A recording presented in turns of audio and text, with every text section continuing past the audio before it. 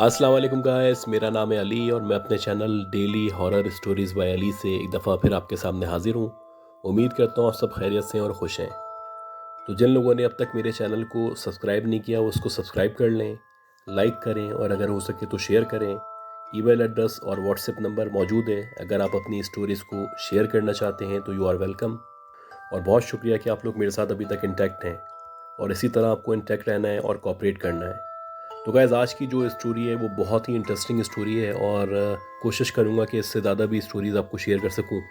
तो जो आज की पहली स्टोरी है उसकी तरफ चलते हैं और ये हमें भेजी है दानियाल अजीज़ साहब ने। ये बताते हैं कि जो इनका बेसिकली घर है या हवेली है ये रावलपिंडी से थोड़ा सा आगे जाके कोई गांव है वहाँ पे मौजूद है और ये प्री पार्टीशन ज़माने की बनी हुई है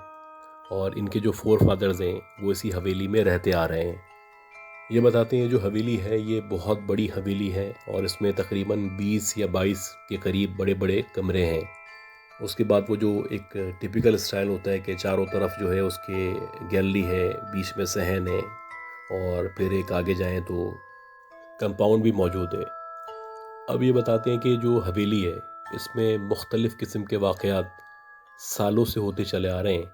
और ये ज़बान ज़द आम है और पूरी फैमिली पूरे ख़ानदान को पता है कि हमारे साथ किस किस तरह के वाक़यात पेश आए और क्या क्या मसाइब और मसाइल का हमने सामना किया है। जैसे कि ये बताते हैं कि एक हमारे हवेली के अंदर जो है पेड़ मौजूद था और वो शायद बरगद का पेड़ था। ये जो इंसिडेंट है ये इनकी पैदाइश से पहले का वाक़या है जब इनके दादा हुआ करते थे और वहाँ पे ये बताते हैं कि जो पेड़ था उसमें अक्सर ऐसा होता था कि किसी की प्रेजेंस जो होती थी, यानी कभी ऐसा लगता था कि कोई उस पेड़ पे बैठा हुआ है, कभी ऐसा लगता था कि कोई उस पेड़ पे या उसके करीब मौजूद है। और एक दफ़ा ऐसा हुआ कि जो इनकी दादी थी वो रात के तकरीबन 1 या 1:30 बजे का टाइम था, उनको तबीयत ख़राबी की वजह से नींद नहीं आ रही थी तो वो बेचैनी के आलम में टहल रही थी और ऐसे ही टहलते टहलते जब उन्होंने बाहर की तरफ देखा तो उन्होंने ये देखा कि जो पेड़ है उस पेड़ के नीचे एक औरत खड़ी हुई है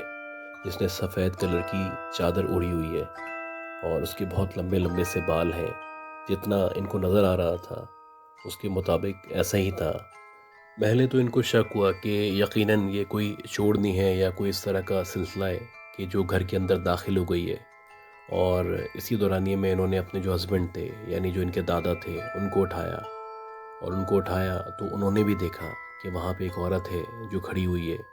और जब ये उन्होंने देखा तो वो एक जो टिपिकल उनका स्टाइल था, अंदर गए और वहाँ से उन्होंने बंदूक ली और बंदूक लेके नीचे की तरफ आए। अब जब ये बताते हैं कि नीचे की तरफ आए, उसके करीब पहुँचे और बंदूक तान के उन्होंने कहा कि तुम कौन हो, यहाँ पे क्या कर रही हो। ये सुनने के बाद वो जो औरत वहाँ पे मौजूद थी उसने कोई रिस्पॉन्स नहीं दिया। इनके दादा ने दोबारा कहा कि तुम बताओ तुम कौन हो वरना मैं तुम्हें गोली मार दूंगा। अब पुराना दौर था, गोली का मतलब लोग समझते थे मौत। जब उसने इनकी इस बात पे कोई रिस्पॉन्स नहीं किया तो इन्होंने फिर दोबारा से वार्न किया कि अगर अब तुमने जवाब नहीं दिया तो मैं तुम्हें गोली मार दूंगा। तो एकदम से वो जो औरत थी वो ज़ोर ज़ोर से हंसने लगी और जब वो हंसने लगी तो ये बताते हैं कि उस औरत के मुंह से बाकायदा खून बह रहा था, जैसे कि उसने कोई खून पिया हो या उसके मुंह से खून निकल रहा हो। इसी दौरानिए में देखते ही देखते वो जो औरत थी वो गायब हो गई। जब ये मेरे दादा दादी ने देखा तो वो समझ गए कि ये इसी तरह का कोई गैर मरी मखलूक का मामला है। इसी तरह 3-4 दिन बाद मज़ीद ऐसा हुआ कि ये रात का ही टाइम था और इनके जो ताया अब्बू थे उनकी आदत थी कि वो रात को खाना खाने के बाद जो इनका पार्क था या लाउंज था उस तरफ वो टहला करते थे। और ऐसा ही था कि वो वहाँ पे टहल रहे थे कि उनको ऐसा लगा कि वो जो दरख्त थे उसमें कोई मूवमेंट हुई है। यानी आपको पता है कि दरख्त में जब कोई बिल्ली वगैरह हो या कोई जानवर मौजूद हो तो एक जो शोर क्रिएट होता है उस तरह का शोर क्रिएट हुआ। और जब उनकी नज़र वहाँ पे पड़ी तो उन्होंने ये देखा कि 2 लाल अंगारे हैं जो दहक रहे हैं। और जब इन्होंने गौर किया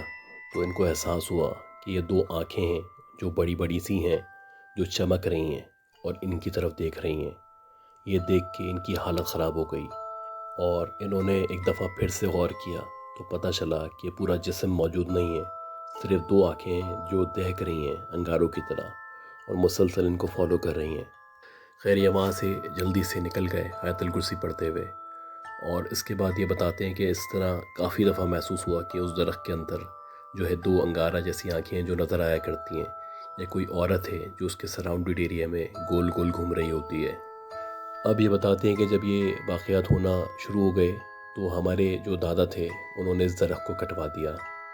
اور جب یہ درخت کٹوایا تو چیزیں ختم ہونے کے بجائے زیادہ شدت سے اثر انداز ہونا شروع ہو گئیں۔ اسی طرح یہ بتاتے ہیں کہ ایک دفعہ ایسا ہوا کہ ان کے جو تایا تھے اور ان کے جو فادر تھے، ان کی زیادہ ایج نہیں تھی اس وقت،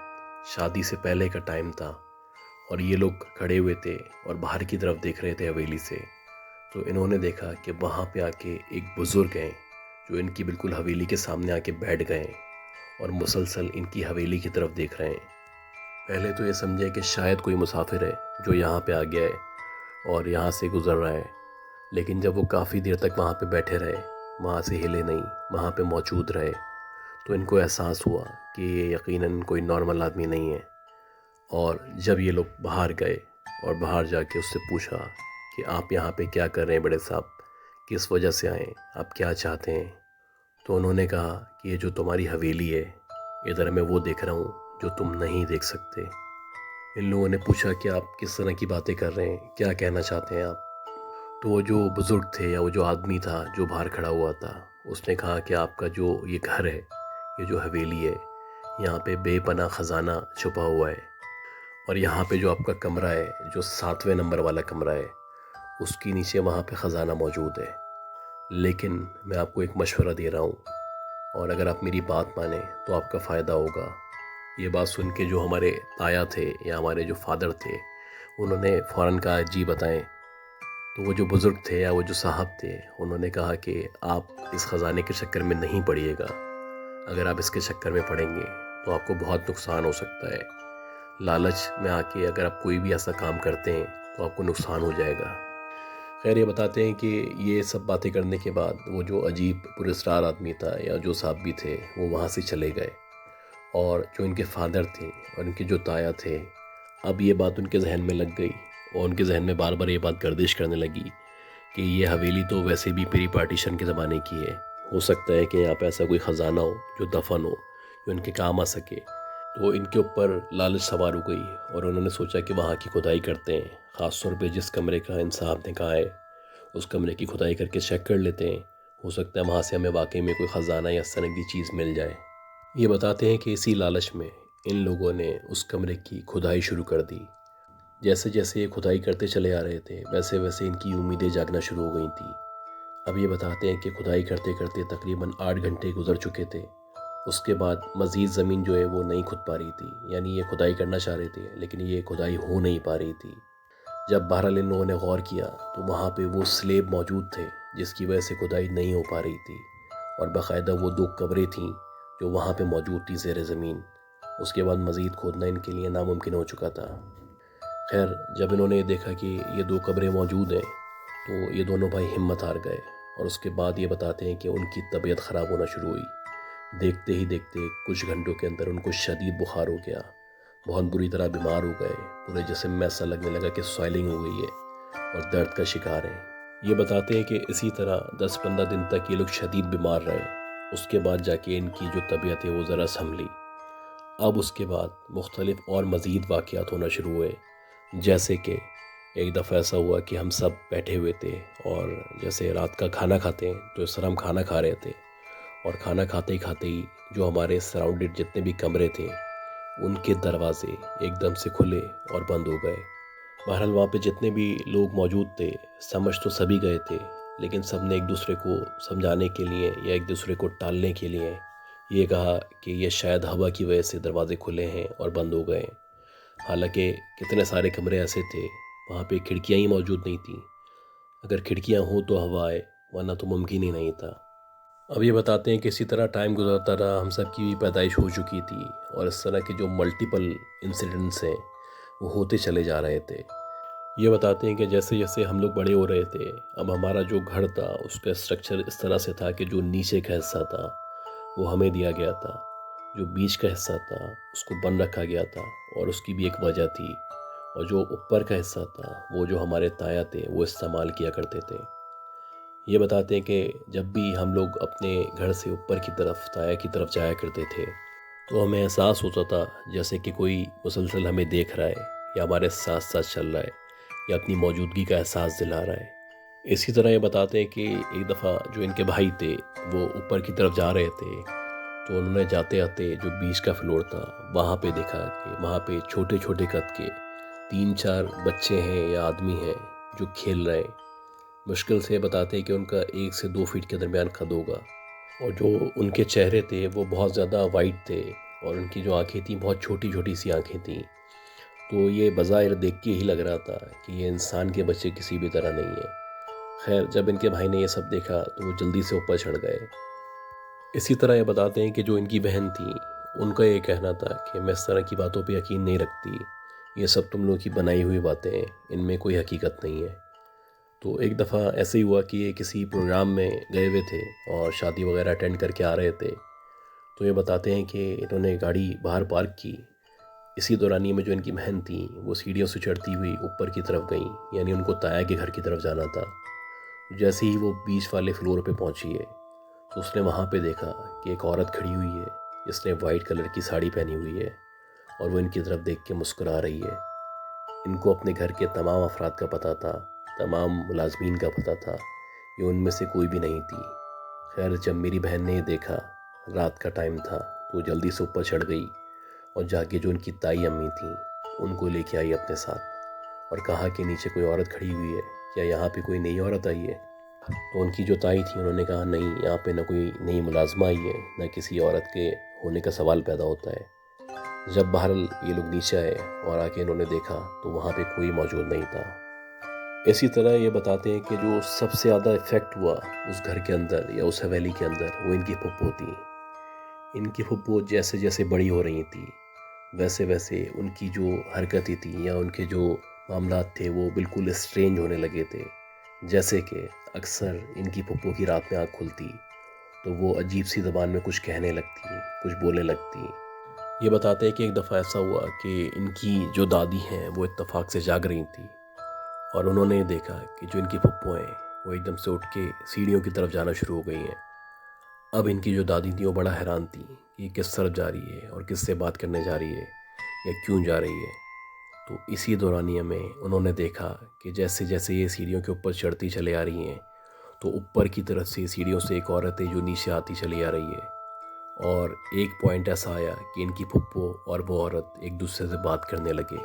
اور یہ سارا منظر جو ہے ان کی دادی دیکھ رہی تھی، اور وہ جو بات کر رہے تھے ایک عجیب سی زبان میں بات کر رہے تھے۔ تو دادی نے جب یہ دیکھا تو انہوں نے کنفرمیشن کے لیے کہ یہ کون عورت ہے، کس سے بات کر رہی ہے، تو انہوں نے پھپھو کا نام لے کے زور سے آواز دی، اور جیسے ہی انہوں نے پھپھو کا نام لے کے آواز دی تو وہ جو عورت تھی اس نے بھی اور یہ جو ان کی پھپھو تھی ان دونوں نے ان کی دادی کی طرف دیکھا، اور جب دادی نے اس عورت کو غور سے دیکھا تو وہ بتاتی ہیں کہ اس عورت کی آنکھیں نہیں تھیں، یعنی پورا چہرہ موجود تھا لیکن اس کی آنکھوں کی جگہ کچھ کالے کالے نشانات تھے۔ یہ دیکھ کے دادی نے ایک دم چیخ ماری اور وہ عورت ایک دم سے غائب ہو گئی اور پھپھو وہیں بے ہوش ہو گئی۔ ابھی بتاتے ہیں کہ اسی طرح ٹائم گزرتا رہا اور پھپھو کی حالت غیر سے غیر ہوتی چلی گئی، اور ایک دفعہ ایسا ہوا کہ جو ہماری دادی ہیں وہ گھر میں اکیلی موجود تھیں، تو انہوں نے یہ دیکھا کہ اوپر جو سیڑھیاں ہیں وہاں سے کوئی چلتا ہوا نیچے کی طرف آ رہا ہے، اور شاید وہ ایک عورت ہے اور اس نے برقع پہنا ہوا ہے۔ جیسے جیسے وہ نیچے آتی چلی آ رہی ہے عورت وہ ان کی طرف دیکھ رہی ہے، یعنی اس کی جو آنکھیں ہیں وہ صرف نظر آ رہی ہیں، باقی اس نے برقع لیا ہوا ہے، اور وہ دادی کو مسلسل غور سے دیکھ رہی ہے۔ جیسے جیسے وہ نیچے آتی چلی گئی دادی اس کی طرف دیکھتے چلی گئی، اور فائنلی جب وہ بالکل نیچے آ گئی تو دادی نے اس سے بولا تم کون ہو، یہاں پہ کیا کر رہی ہو؟ وہ جو عورت تھی اس نے میری دادی کو کہا کہ ہم تم سے پہلے سے یہاں پہ رہ رہے ہیں اور تمہارے بعد تک یہاں پہ رہیں گے، ہمیں تنگ مت کرو۔ اب یہ بتاتے ہیں کہ اسی طرح ایک دن ایسا ہوا کہ پھپھو کمرے میں موجود تھیں اور ایک دم سے ان کی چیخنے کی آواز آئی، اور جب ان کی چیخنے کی آواز آئی تو جو بھی ہمارے چچا وغیرہ تایا ابو تھے وہ سارے وہاں پہ پہنچے۔ تو جب وہاں پہ پہنچے تو دیکھا کہ پھپھو کمرے میں کونے کی طرف دیکھ کے کسی سے باتیں کر رہی ہیں اور وہاں پہ کوئی موجود نہیں ہے۔ یہ دیکھ کے ہمارے تایا نے ان کو ہلایا کہ تم کس سے بات کر رہی ہو؟ تو یہ بتاتے ہیں کہ جیسے ہی ہمارے تایا نے ان کو ہلایا تو ایسا لگا کہ تایا کو پکڑ کے کسی نے ہوا میں اچھال دیا ہے۔ وہ ایک دم سے پیچھے جا کے گرے اور پھپھو نے ایک دم مردانہ آواز میں تایا کی طرف دیکھتے ہوئے کہا کہ ہمیں تنگ نہ کرو۔ یہ جب سب نے دیکھا اور یہ سنا تو سب خوف میں مبتلا ہو چکے تھے۔ اب ہمارے جو فادر تھے انہوں نے سوچا کہ اب کسی عامل سے رابطہ کرتے ہیں اور کوئی نہ کوئی ٹریٹمنٹ اس کی کرتے ہیں، کوئی علاج نکالتے ہیں، تاکہ یہ جو پھپھو کی صورتحال ہے یہ دن بدن خراب سے خراب ہوتی آ رہی ہے اور اللہ نہ کرے کوئی بڑا نقصان نہ ہو جائے۔ اب یہ بتاتے ہیں کہ اسی طرح 3-4 دن گزرے اور ایک جو بہت مشہور عامل تھے ان کو ہم بلا کے لائے، اور جب ہم ان کو بلا کے لائے ان کو پورا سینیریو بتایا تو انہوں نے پوری جو حویلی تھی اس کا چکر لگایا، اور اس کے بعد انہوں نے کہا کہ مجھے کچھ پڑھائی کرنی ہے، ایک کمرہ مجھے دے دیں، یہاں پہ بیٹھ کے میں پڑھائی کروں گا، اور مجھے ایک بندہ دے دیں، ایک والنٹیئر دے دیں جس پہ میں کچھ کام کروں گا۔ یہ بتاتے ہیں کہ جو میرے فادر تھے انہوں نے مجھے کہا کہ تم جلے آؤ، جیسے یہ بولے ویسے کرو، اور ایسا ہی ہوا۔ یہ بتاتے ہیں کہ جیسے وہ جو عامل تھے انہوں نے ہدایت دی اور جیسے انہوں نے کہا میں نے ویسے ہی کیا، اور اس کے بعد تھوڑی دیر تک وہ کچھ پڑھنے لگے اور مجھے کہا کہ آنکھیں بند کر لو۔ یہ بتاتے ہیں کہ تھوڑی دیر تک تو مجھے کچھ پتہ نہیں چلا اور ایسا لگا سب کچھ نارمل ہے، لیکن ایک دم سے جو میری پھپھو تھیں وہ پیچھے سے بھاگتی ہوئی آئیں اور انہوں نے میرا گلا پکڑنے کی کوشش کی، جیسے کہ وہ مجھ پہ جھپٹنا چاہتی ہیں، مجھ پہ حملہ کرنا چاہتی ہیں۔ اسی دورانیے میں ایک دم سے مجھے ایسا لگا کہ میرا جسم بھاری ہونا شروع ہو گیا ہے، مجھ پہ کوئی وجود ہے جو طاری ہو چکا ہے، میری آنکھوں کے آگے اندھیرا ہونے لگا اور ایسا لگنے لگا کہ ایک دم میرا دم گھٹ جائے گا۔ میں نہ کچھ بول پا رہا تھا، نہ کچھ سن پا رہا تھا، نہ کچھ کہہ پا رہا تھا۔ اب یہ بتاتے ہیں کہ اس کے بعد مجھ پہ جو گھر والوں نے بتایا، جو میرے سراؤنڈڈ لوگ تھے انہوں نے بتایا کہ مجھ پہ ایک کیفیت طاری ہو چکی تھی اور ایک دم سے میری آواز جو ہے وہ بدلنا شروع ہو گئی تھی۔ عامل کے مطابق مجھ پہ اب حاضری آ چکی تھی اور اس نے مختلف سوالات مجھ سے کرنا شروع کیے اور میں مختلف جوابات دے رہا تھا۔ عامل کے مطابق میری پھپھو جو ہیں ان کے اوپر 3 جنات موجود ہیں اور مختلف قبرستانوں کا اس نے نام لیا کہ اس قبرستان میں یہاں مختلف چیزیں جو ہیں وہ دفن کی گئی ہیں اور ان کو مارنے کی یا ان کو نقصان پہنچانے کی کوشش کی جا رہی ہے، اور ہو سکتا ہے کہ مستقبل میں ان کی جان بھی چلے جائے۔ یہ بتاتے ہیں کہ یہ سب باتیں سننے کے بعد ہمارا جو پورا کا پورا گھر تھا، پوری فیملی تھی، وہ پہلے ہی ڈسٹرب تھی، اب مزید ڈسٹرب ہو چکی تھی۔ خیر وہ جو عامل موجود تھا اس نے کہا کہ میں انشاءاللہ کوشش کروں گا کہ اگر میں اس کو قابو میں کر سکا اور اس کو نقصان سے بچا سکا، یعنی ان کی پھپھو کو نقصان سے بچا سکا، تو میں پوری کوشش کروں گا۔ اور اس نے کچھ وظائف وغیرہ بتائے، کچھ اعمال بتائے، کچھ اس نے نقش دیے کہ یہ آپ کو اپنے گھر میں لگانے ہیں۔ اس کے بعد اس نے کہا کہ کچھ قبرستان ہیں وہاں پہ آپ کو جانا ہے اور جا کے ہر جمعرات کو عصر سے مغرب کے درمیان کچھ وظائف ہیں جو جا کے پڑھنے ہیں۔ اب یہ بتاتے ہیں کہ اسی طرح ٹائم گزرتا رہا اور پھپھو جو ہیں ان کی طبیعت قدرے بہتر ہونا شروع ہوئی اور آہستہ آہستہ ان کے اندر بدلاؤ آنا شروع ہوا اور اب لگنے لگا تھا کہ ان کی طبیعت شاید بہتر ہو چکی ہے۔ لیکن اس واقعے کے بعد جو میری اپنی امیونٹی تھی وہ ایسا لگ رہا تھا بالکل نیل ہو چکی ہے، ختم ہو چکی ہے۔ میں بالکل نازک ہو چکا تھا اور میرے اندر حساسیت پیدا ہو چکی تھی، بہت جلدی ہر چیز کو فیل کرنے لگا تھا۔ اب میں جہاں بھی جاتا، کہیں بھی جاتا، اور اگر کبھی کوئی اس قسم کی انرجی یا اینٹیٹی موجود ہوتی جو نیگیٹو ہے تو مجھے فوراً سے پتہ چل جاتا۔ میری زندگی مکمل طور پہ بدل چکی تھی، جسمانی طور پہ بھی میں مکمل نہیں لگتا تھا، اب لگنے لگا تھا کہ میں ذہنی طور پہ معذور ہو چکا ہوں اور میں اب مسلسل کسی سحر یا کسی چیز کے قبضے میں ہوں۔ خیر جیسے جیسے وقت گزرتا رہا یہ واقعات ہماری زندگی میں چلتے رہے۔ عامل نے جو کچھ کیا تھا اس کا فائدہ تو یہ ہوا کہ جو پھپھو تھیں ان کی طبیعت دن بدن بہتر ہوتی چلی گئی اور وہ مکمل طور پہ صحت مند ہو گئیں، ان کی شادی ہو گئی اور وہ شادی ہو کے اپنے گھر چلی گئیں۔ لیکن اس کے بعد جو میری زندگی تھی وہ مکمل طور پہ بدل چکی تھی۔ اب میں کسی قابل نہیں رہا تھا، میں اگر کچھ بولنا بھی چاہتا تھا تو ایسا لگتا تھا میرے لفظ جو ہیں وہ ادا نہیں ہو پائیں گے، میرے ہونٹ کپکپانے لگتے تھے، ایک کپ کپی سی تھی جو جسم پہ طاری ہو جاتی تھی۔ اسی دورانیے میں ایک دفعہ ایسا ہوا کہ میں اپنے کزن کے ساتھ گیا ہوا تھا اور کزن اپنے گھر کے باہر مجھے کھڑا کر کے کسی کام سے اندر گیا تھا اور تقریباً 9 ساڑھے 9 بجے کا ٹائم تھا۔ تو میں نے یہ دیکھا کہ کزن کی جو چھت ہے، یعنی جو اس کا گھر ہے، اس کی جو چھت ہے وہاں پہ سے باقاعدہ ایک عورت فلوٹ کرتی ہوئی، ایسا لگتا ہے کہ ہوا میں لہراتی ہوئی میری طرف آئی ہے اور بالکل میرے قریب آ گئی ہے، بالکل میری آنکھوں سے آنکھیں اس نے ملائی ہیں، اور اس کی ناک جو ہے بہت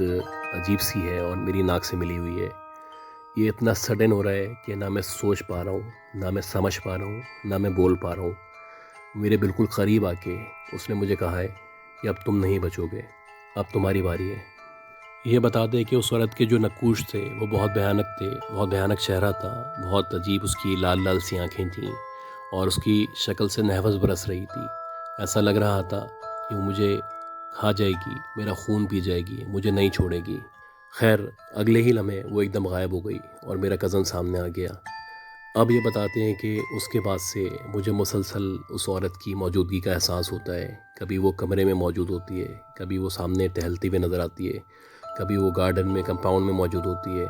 اور جگہ جگہ مجھے نظر آتی ہے، اور ہر دفعہ مجھے وہ یہ احساس دلانے کی کوشش کرتی ہے کہ شاید اب میں نہ بچوں گا، کیونکہ اس دن جو عامل کے کہنے پہ میں نے کیا تھا، اپنے آپ کو والنٹیئر کیا تھا، اس کا خمیازہ شاید مجھے بھگتنا پڑے گا۔ یہ معاملات ہیں جو چلے آ رہے ہیں، اب تک ختم نہیں ہوئے، اور کب سے چل رہے ہیں اور اب تک چلے آ رہے ہیں۔ تو انہوں نے ہم سب سے بھی دعاؤں کی درخواست کی ہے کہ ہم سب بھی دعا کریں کہ اللہ تعالیٰ ان کے لیے آسانی کرے، اور امید کرتا ہوں کہ آپ کو یہ جو اسٹوری انہوں نے بھیجی ہے یہ آپ کو پسند آئی ہوگی۔ تو دعاؤں میں یاد رکھیے گا، اللہ ہم سب کو صحت دے، کامیابی دے، اور ہر نقصان ہر بلا سے بچائے۔ اپنا خیال رکھیے گا، اللہ حافظ۔